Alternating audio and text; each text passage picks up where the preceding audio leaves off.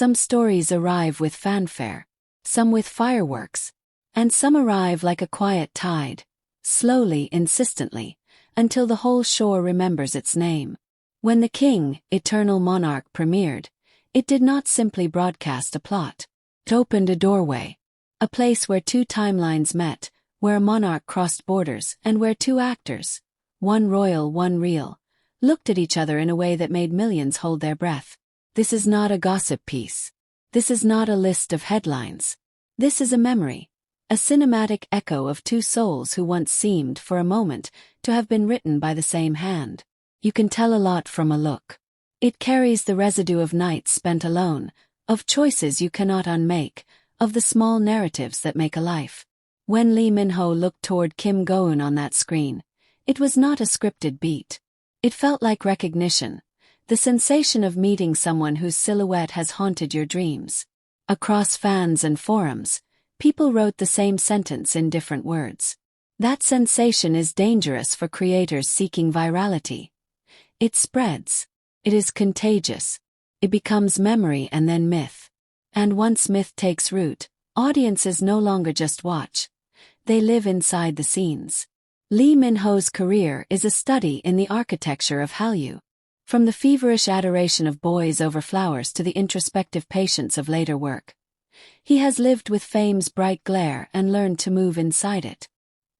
He became a conduit for fans' desires and a mirror for what male leads could be. Regal, wounded, quietly heroic. Time taught him stillness, and stillness taught the camera how to listen. Kim Go-eun arrived differently. She entered the industry without the expected shine of a manufactured idol.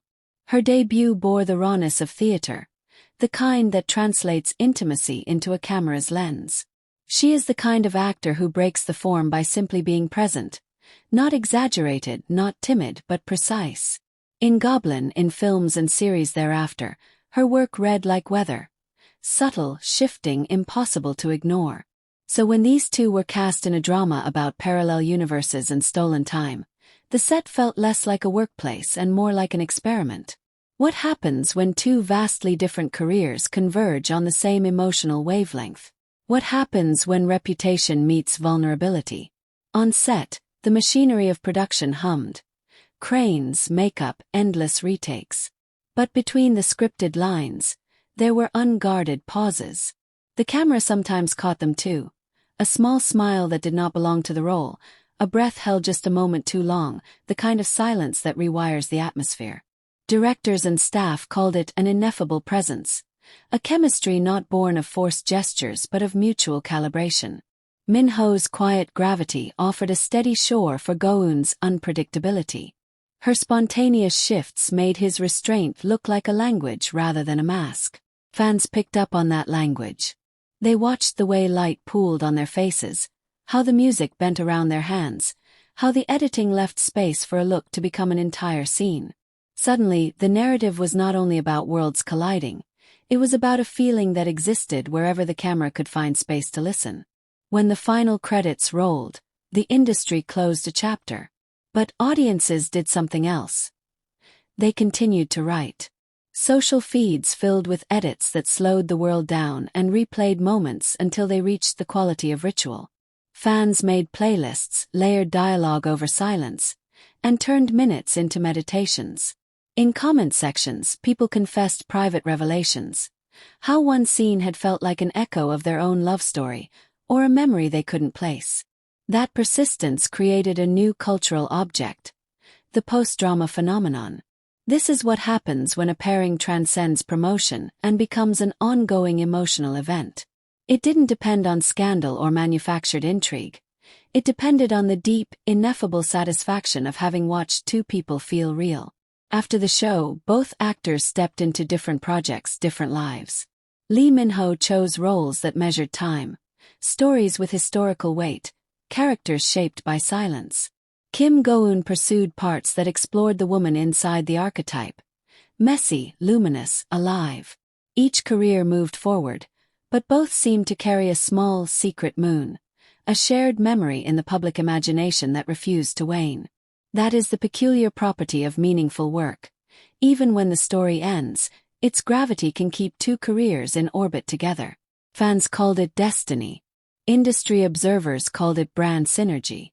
But to the many who kept returning to clips and conversations, it was simpler. A wound healed by watching something honest. Why the connection endures? The answer is not simple.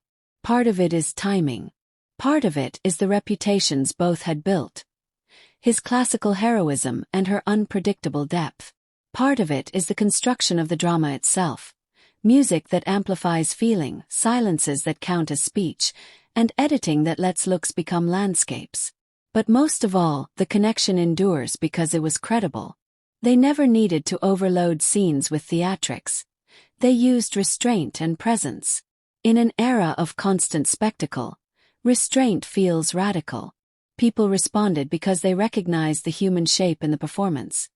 Longing, regret, the hope that a second meeting could correct what the first had missed. The drama gave viewers permission to feel that yearning, and once permission is given, culture piles on. Industry whispers and the hope of reunion. In quiet corridors of production studios, producers speak in a different voice now, the voice of possibility. Will the two reunite in a smaller, more mature work? Will a director write a story where kings are gone and only two people remain to understand what it means to be ordinary and beloved? Nothing official exists, but the rumor machine matters less than what the rumor reveals. That audiences now expect and sometimes deserve follow-through. Not every fan wish should be granted, of course. But when tens of millions of people keep returning to the same scene, it becomes a market force as real as any budget. A dream of reunion. What it could be. Envision a film not about portals, but about memory. Two adults who once loved across impossible borders find themselves in a small town years later. There are no crowns.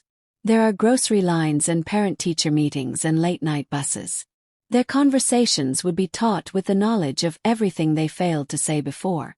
In such a story, every gesture would carry the weight of a lifetime. Viewed this way, reunion is less spectacle and more miracle. The miracle of imperfect people choosing each other again. There are reunions that producers schedule, and there are reunions that the world composes out of longing. Lee Min-ho and Kim Go-eun gave us the latter, a quiet, patient myth that keeps returning like the tide. Does not demand answers. It invites them. Maybe one day the two will meet again on screen in ways that satisfy or surprise us. Or maybe they will live always in the edits, playlists, and late-night searches of viewers who prefer to believe in second chances. Either way, their story is not finished. It is living in the small rituals of fans who press play and remember that love, like art, sometimes needs time to find its proper shape. This is K-Drama's Echoes, where the credits are never really the end. Like, subscribe and keep the echo alive.